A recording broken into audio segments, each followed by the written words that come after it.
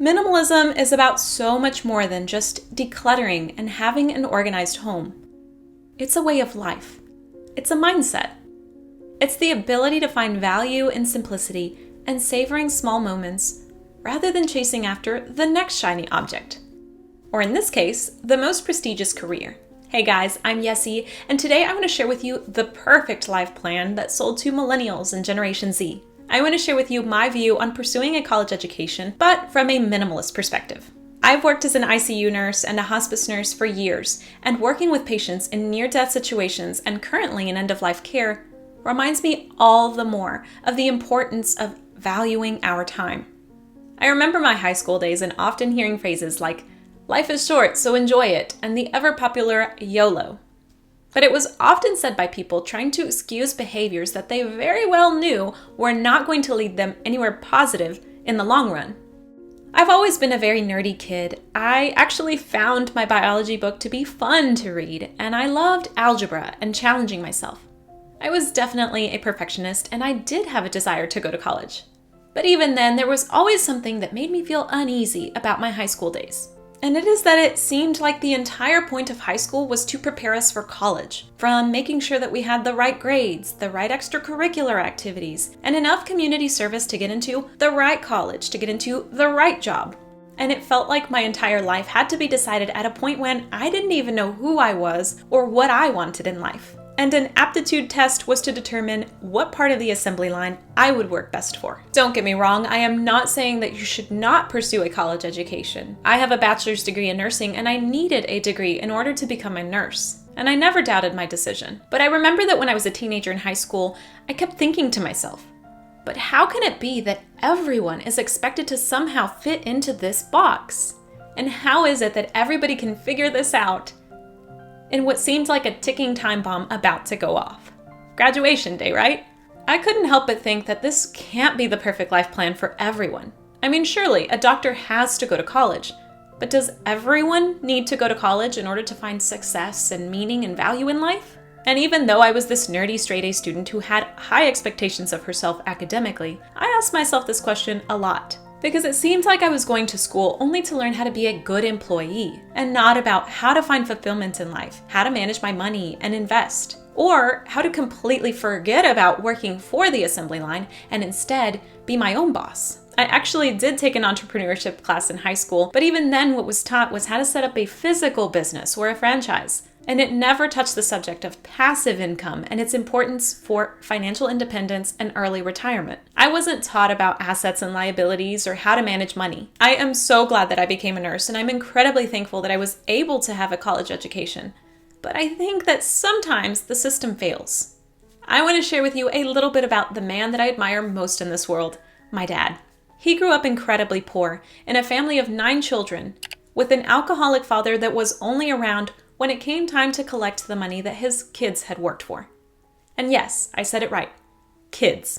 My dad worked on the farm even before kindergarten and only made it as far as elementary school.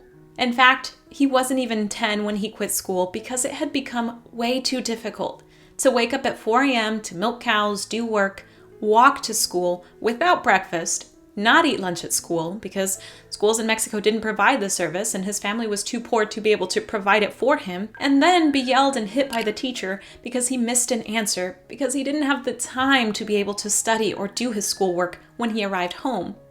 Because when he arrived home, he had more work to do.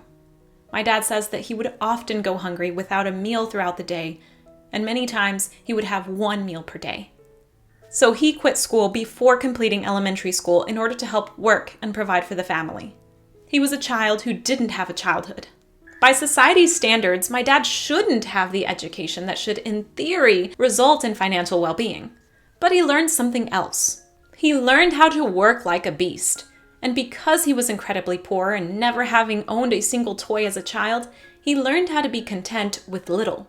He learned how to work hard and save money. He is currently in his 50s, he owns several properties, and he now works because he wants to, not because he has to.